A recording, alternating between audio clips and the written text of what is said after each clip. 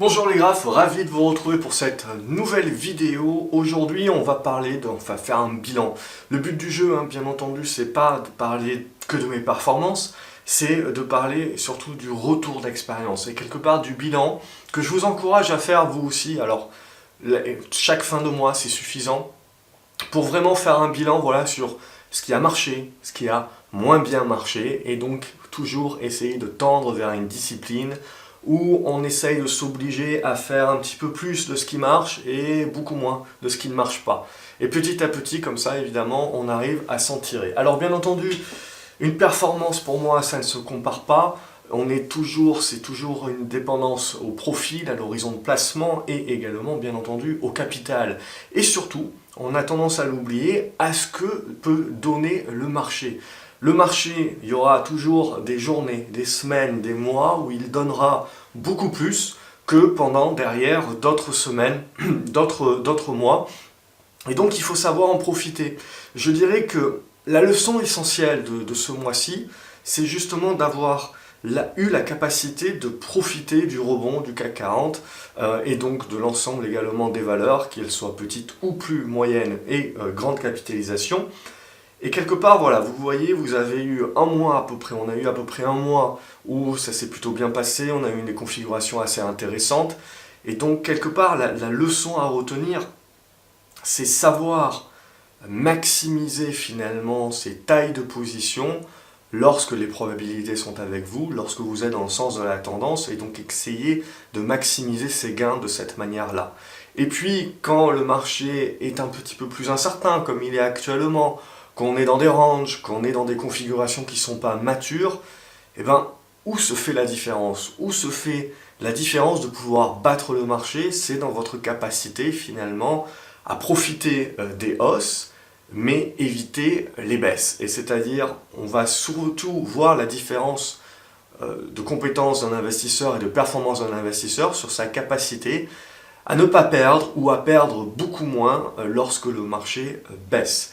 Par contre, quand le marché monte, à peu près tout le monde est équivalent, et je dirais même le plus débutant d'entre nous et d'entre les investisseurs est dans la capacité, quand les marchés montent, également de tirer une excellente performance. Mais là où se voit la différence, c'est derrière lorsque les marchés stagnent, ne font rien ou baissent, la capacité justement à ne pas perdre ou à perdre beaucoup moins que les marchés. Et c'est là finalement où on va battre le marché.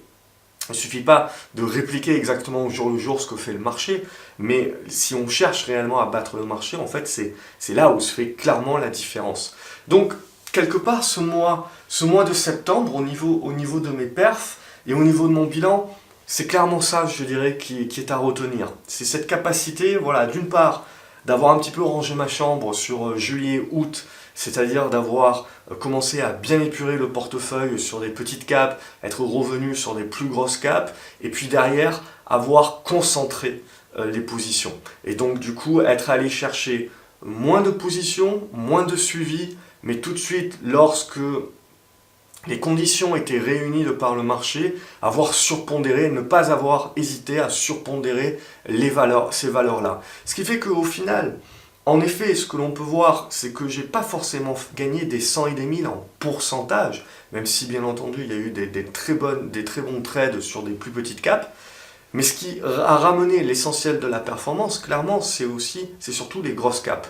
Et les grosses capes où j'ai su concentrer en fait mes paris et donc maximiser mes gains et donc accumuler dans le sens de la tendance au fur et à mesure où le marché me donnait raison.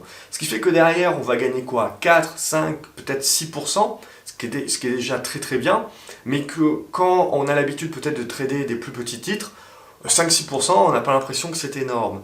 Mais sur un petit titre, on n'a pas la capacité de rentrer aussi gros que sur un gros titre, qui est beaucoup plus liquide. Et en plus, les mouvements sont beaucoup moins volatiles sur un gros titre, et donc, quelque part, le lien avec nos émotions, il y a beaucoup moins de volatilité, on doute un petit peu moins, les plans sont beaucoup plus matures, les configurations graphiques également sont plus matures, on n'a pas des mèches qui partent un petit peu dans tous les sens, où on se dit ça a cassé, ça n'a pas cassé, ça a percé, ça n'a pas percé.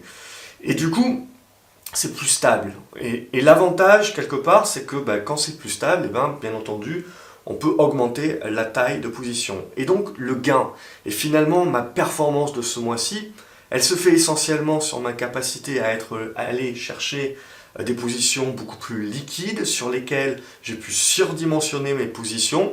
Et donc, j'ai pas forcément gagné gros en pourcentage, mais en valeur, ça a été le cas. Et clairement, c'est ce qui a fait la différence. Après, en plus, il y a eu des plus petites caps qui ont super bien fonctionné. Il y a eu Median Technology, quasiment 80 à 85% de hausse là-dessus, mais avec une taille de position moindre. C'est-à-dire que j'ai finalement fait autant de gains avec une position, avec quelques grosses caps. Il y a eu du Eramé et compagnie. Et j'ai fait pas mal d'allers-retours sur Valoreg, je continue à faire des allers-retours sur Valoreg, mais globalement, si on regarde, d'une manière beaucoup plus sereine, des grosses caps avec des plus grosses tailles de position, ont rapporté finalement autant que des plus petites caps avec des plus petites tailles de position, mais où finalement la hausse était incertaine. Alors après, voilà, l'avantage, c'est que quand on a raison, eh ben, on peut en effet maximiser les gains et on peut afficher des gains à 50, 80%, voire 3 chiffres évidemment. Alors ça fait miroiter, ça fait rêver, mais il faut toujours rapprocher le pourcentage de gains au capital qu'on a investi bien entendu. Et surtout, on ne peut pas investir la même proportion de capital sur une toute petite cap, qui plus est sur une penny, que sur une grosse cap. Donc il faut toujours faire attention, relativiser les choses. C'est pas parce qu'on vous annonce 80%, je pourrais vous dire, j'ai gagné 40% en septembre sur AVO Pharmaceutical, sur le Nasdaq. J'ai gagné 80% sur Median Technology. Voilà, on pourrait envoyer du rêve comme ça, mais il faut le rapprocher à la taille de position. Mes tailles de position étaient de bonnes tailles de position, appropriées par rapport à ces titres-là. Et encore, c'est des titres qui étaient assez liquides, il y avait quand même assez de volume. Mais il y a du déchet aussi, il y a eu énormément de déchets, et j'ai plein de petits déchets. Mais l'avantage de ce mois-ci, clairement, c'est que quand j'ai eu raison, j'ai su augmenter mes tailles de position, j'ai su avoir des tailles de position qui étaient adaptées, j'ai su aller chercher et profiter de la liquidité de certains titres pour augmenter mes tailles de position. Et donc, c'est ce qui permet, quelque part, de gagner sur le mois de septembre, sur le portefeuille trading court terme, 6%. Je le rappelle, j'ai souvent la question, je ne trade pas que des petites caps, j'investis aussi dans des grosses caps, je trade aussi des grosses caps, mais le portefeuille que je partage en réel, on va dire, dans le site GraphSeo en mode gratuit, c'est un portefeuille spéculatif de court terme. Donc il y a essentiellement des petites caps, et puis après je fais les allers-retours sur des grosses caps aussi, mais bon, si vous ne suivez pas le portefeuille au jour le jour, ça bouge beaucoup, je fais énormément tourner, c'est mon portefeuille actif. Et puis j'ai mon portefeuille beaucoup plus long terme, où là il y a beaucoup plus de grosses caps, je vais chercher des dividendes également, en ce moment j'ai beaucoup de liquidités, et je vais chercher des minières, je vais chercher des sociétés qui sont aux États-Unis, sociétés également même chinoises, etc. Bref, avec des ADS, même du Gazprom et compagnie, bref. Ceux qui me suivent au sein de l'Académie des Graphes, vous savez, il y a un portefeuille de long terme, et celui-là, je le gère de manière beaucoup moins active, mais tout est relatif bien entendu, c'est-à-dire que je reste et je demeure un investisseur actif. C'est-à-dire que mon non-actif sur mon portefeuille long terme, c'est de la gestion active pour quelqu'un qui fait que de la gestion passive, c'est-à-dire du buy and hold. C'est-à-dire que je fais quand même des allers-retours, etc. Bref, je ne vais pas rentrer trop dans le détail, mais voilà, bien se rappeler, donc 6% de gains sur septembre sur le portefeuille court terme, qui est un portefeuille tourné exclusivement spéculatif. Alors, ce qui ne m'empêche pas de garder certaines positions plusieurs semaines, voire plusieurs mois, lorsque la tendance ou lorsque mon plan n'est pas ébranlé. Et c'est ça, quelque part, la discipline aussi, la force, c'est que même si on est long terme sur une position, si celle-ci gagne 20 ou 30% et remplit notre contrat, remplit notre objectif en 2 jours ou en 1 semaine, eh ben, il faut avoir la capacité, même si on est long terme, de se dire, bon ben, mon contrat est déjà rempli, donc je sécurise au moins une moitié ou je remonte mon stop. Bref, je trouve le moyen de ne pas se dire parce que je suis long terme, je continue de laisser filer le titre si mon premier objectif et mon contrat est déjà rempli. On sécurise au moins toujours un tiers ou une moitié de position. Et de la même manière, quand je décide d'être court terme sur une action, eh ben, si celle-ci, alors je sécurise là aussi sur objectif, mais si celle-ci derrière explose mon objectif, ben mon but à moi, c'est de laisser courir les gains. Et c'est donc de laisser le marché me surprendre positivement, et donc de laisser vivre un petit peu plus mes trades. Donc c'est-à-dire qu'une fois que j'ai sécurisé, je vais remonter mes stops, etc., et ben je peux me permettre à la limite qu'un trade court terme devienne un trade moyen terme, mais parce que je suis dans le bon sens de la tendance. Ce qu'il ne faut pas faire, l'erreur, c'est de transformer un trade qui était à la base court terme, de le transformer en long terme, mais pas parce qu'il est allé dans votre sens et qu'il a cassé votre objectif, que vous avez sécurisé une partie et que donc maintenant vous voulez sécuriser les gains.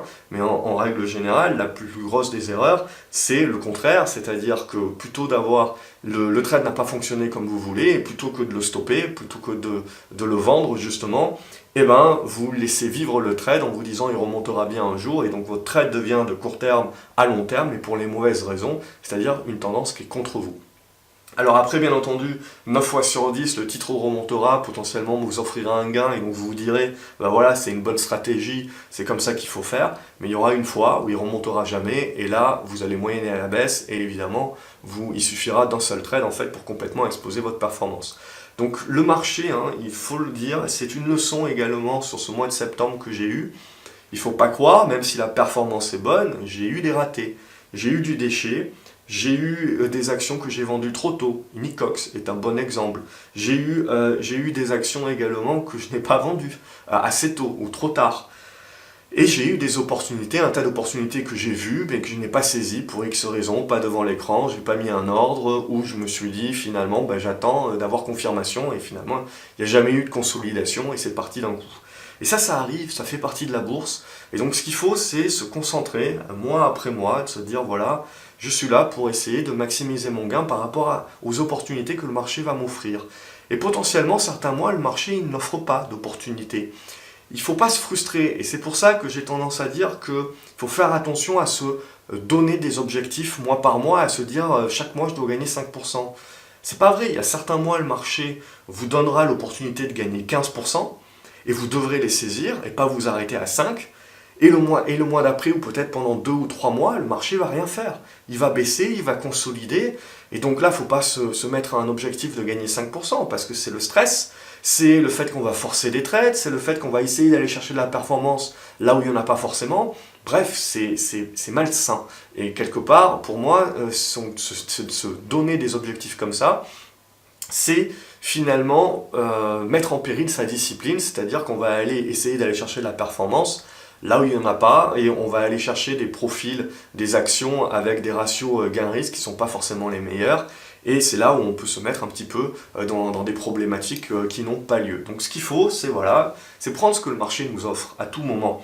Je veux dire, le mois de septembre, sur mi-août, mi-septembre, on avait de très belles occasions, et donc il fallait pouvoir saisir justement, peu importe la macro, etc., on est là pour suivre ce que le marché nous dit. Et puis après, là on est un peu plus sur la réserve, on fait un petit peu plus attention, on reprend des liquidités, on remonte les stops, on a encore quelques opportunités à droite, à gauche, mais voilà, c'est pas non plus des gros trends qui se mettent en place, donc on reste dans une mentalité de prendre ce qu'il y a à prendre, et notre but, voilà, c'est d'éviter de se faire surprendre, d'éviter de reperdre les gains que le marché nous a octroyés, et puis d'attendre tout simplement un meilleur moment, une meilleure configuration, une meilleure congestion et une meilleure tendance qui à nouveau nous permettra de maximiser les gains.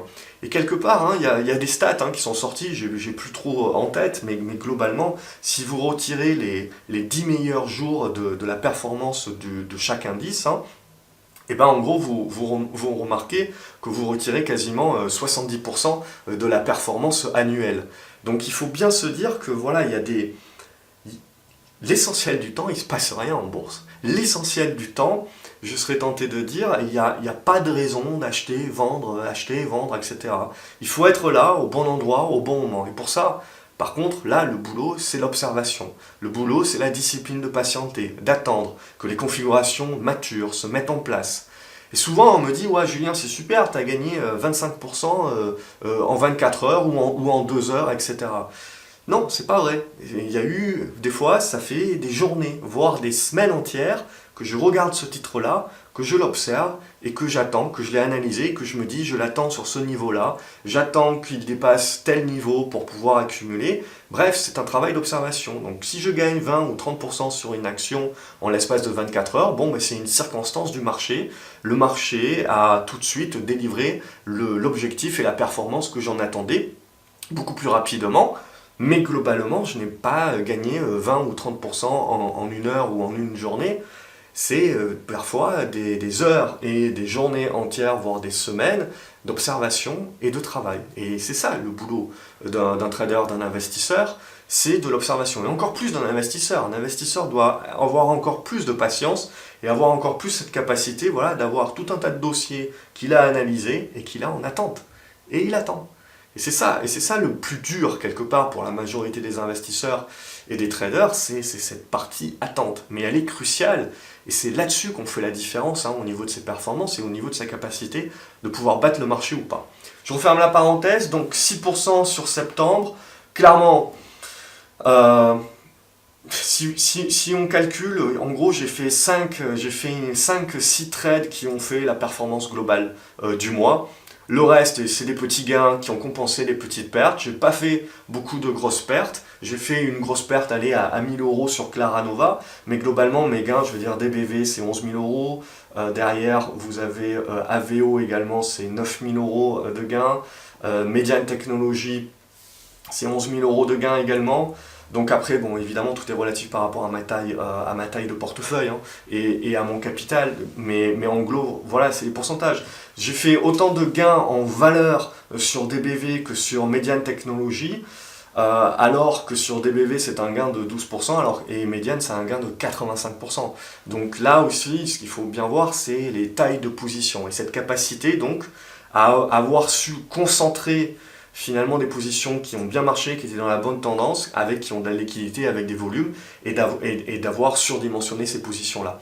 Et donc, quelque part, d'avoir beaucoup moins étalé ce que j'avais fait les mois précédents, d'avoir beaucoup moins étalé en 20, 30, 40 lignes parfois, sur pas mal de petites capes, et là, il y a pas mal de déchets. Et derrière, c'est pas forcément facile de réaccumuler, surtout pour ma taille de portefeuille, parce que clairement, il n'y a pas forcément grand monde dans les carnets d'ordre. Qui plus est en ce moment, on le voit bien, tout le monde fait du tracker, donc du coup, tout le monde fait des grosses capes, et les petites capes, même si elles ont des valorisations intéressantes, clairement, il n'y a personne. Et la problématique, c'est que s'il n'y a personne, c'est-à-dire que même moi, sur un gros portefeuille, alors, un gros portefeuille, tout est relatif, mais je dis, même moi, par rapport à mon gros portefeuille, qui est donc toujours petit par rapport à des plus gros, on a toujours plus gros que soi, et je me dis, je ne vais pas rentrer sur ce titre-là parce qu'il est illiquide. Alors il est intéressant graphiquement parlant, la valorisation est attrayante, mais je ne peux pas prendre le risque de rentrer parce que c'est illiquide et si jamais derrière le marché se retourne, je ne peux pas sortir. Et donc, si moi je réfléchis comme ça, ça veut dire qu'il y a un paquet d'autres gros qui réfléchissent comme ça, et finalement c'est le serpent qui se mord la queue.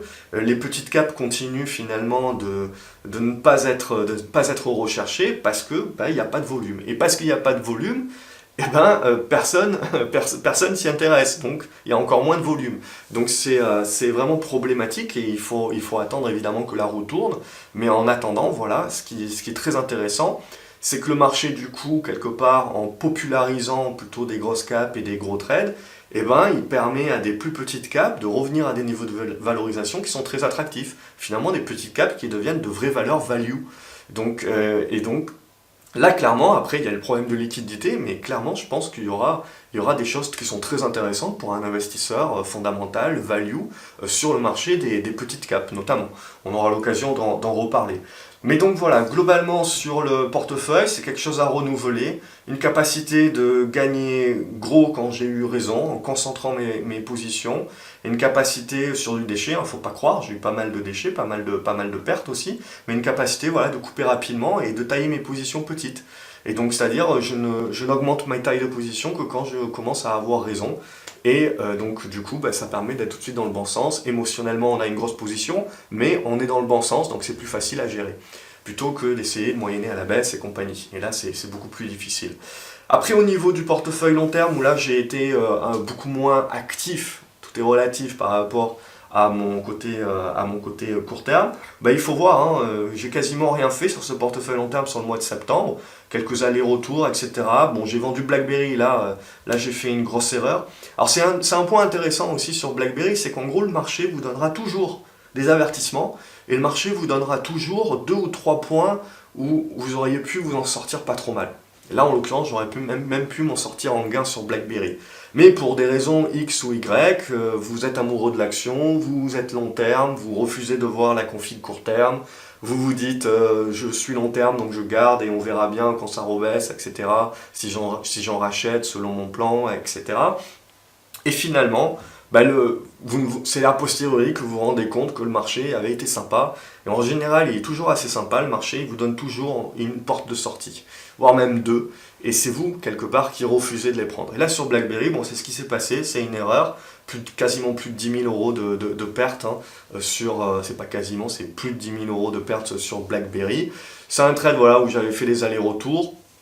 Mais globalement, c'est un mauvais trade. Et en plus, j'aurais pu nettement mieux m'en sortir. Mais voilà, j'ai refusé de voir ce que le marché me montrait, et le marché m'avait montré deux belles portes de sortie.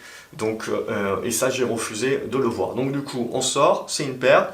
En partie compensé, beaucoup compensé même par Nexan aussi que j'ai vendu, 16 000 euros de gains. Mais là aussi, c'était une grosse position. Mais on est à peu près, je ne sais plus exactement, mais à peu près 30% de gains sur Nexan. Mais c'est une position que j'avais depuis un petit moment maintenant. Et après, voilà, c'est essentiellement 50% de liquidité maintenant sur ce portefeuille-là. J'étais à 40% au mois de septembre, je suis encore monté à 50%, mais je garde ça pour le bilan d'octobre.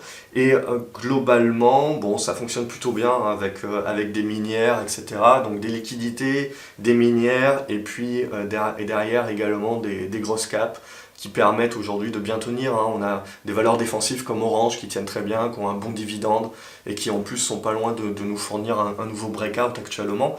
Donc voilà, en sélectionnant bien les valeurs, on arrive à bien s'en tirer. La perf, c'est quasiment 3,5% sur le mois de septembre, alors voilà, où j'ai pas fait grand chose.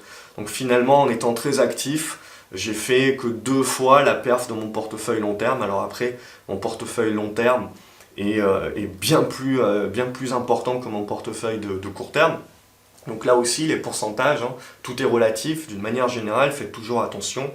Voilà, on peut annoncer des pourcentages, tout le monde peut faire 30% sur une valeur, mais ce qui est important de savoir, c'est est-ce que c'est reproductible avec des tailles de position qui sont plus importantes. Et donc là, bien sûr, dès que vous commencez à devenir plus gros, vous pouvez pas trader de la façon que vous tradiez avant. Moi, je l'ai connu aussi, c'est que j'avais l'habitude aussi de trader sur du très court terme, même des turbos, etc. et des varans, et donc avec des tailles de position qui étaient assez petites, même s'il y avait l'effet de levier du coup qui maximisait les gains potentiels. Et puis tout de suite, voilà, c'est derrière, au fur et à mesure où votre portefeuille augmente, vous devez en fait quelque part pas réapprendre à trader, mais aller chercher moins de performance en pourcentage, mais de manière plus sûre, et donc dans la capacité d'avoir suffisamment de liquidité du titre pour pouvoir aller chercher du gain en valeur en maximisant et en augmentant vos tailles de position.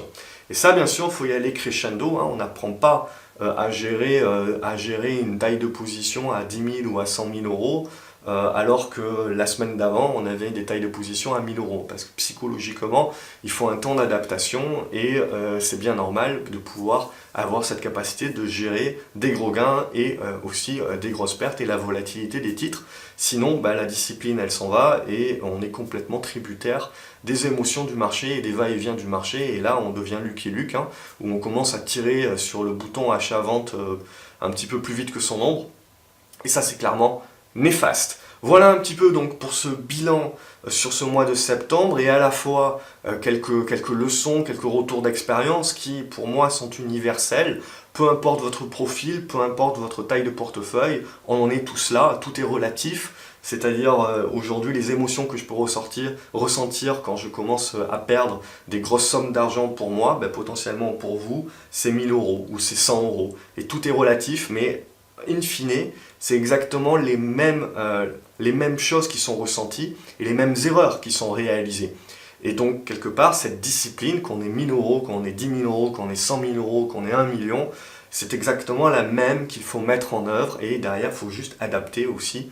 On va adapter évidemment les tailles et on va adapter les titres également sur lesquels on investit et ce que l'on va chercher. C'est toujours une question d'objectif, à savoir est-ce qu'on est spéculateur ou est-ce qu'on cherche à battre le marché ou est-ce qu'on cherche à faire autant que le marché ou est-ce qu'on cherche juste à battre l'inflation en se moquant de la performance du marché. Parce que ça aussi c'est très très bien et je pense d'ailleurs que c'est très très bien pour la majorité des investisseurs de ne pas se mettre une pression inutile, de devoir absolument battre le marché. De toute façon c'est clair et net, hein. C'est une moyenne, hein, donc il faut bien qu'il y ait beaucoup de personnes qui ne battent pas le marché. Donc du coup, ce qui est important, c'est avant tout de ne pas perdre d'argent, et donc pas perdre d'argent également par rapport à l'inflation. L'inflation est assez basse actuellement encore. Donc voilà pour ces différentes réflexions. N'hésitez pas à me dire ce que vous en pensez, à faire votre propre bilan. Je vous encourage également à faire votre bilan, ce qui a marché, ce qui a moins bien marché, et à l'écrire. C'est important de l'écrire parce que du coup, on le garde à l'esprit, de temps en temps, on peut le relire aussi. Et on peut donc du coup se pousser un petit peu plus à de la discipline, de faire plus que de ce qui marche et moins de ce qui ne marche pas pour soi, puisqu'on est tous différents également, et donc il y a certaines choses qui vont très bien marcher pour certains profils et d'autres moins. C'est pour ça également que je vous partage mes positions, mais c'est dans le partage de cette expérience et de vous montrer que voilà, même quand on a de la bouteille, même quand on sait ce qu'on fait, on peut rentrer dans différents cercles vicieux d'erreurs, etc. Et c'est tout à fait normal.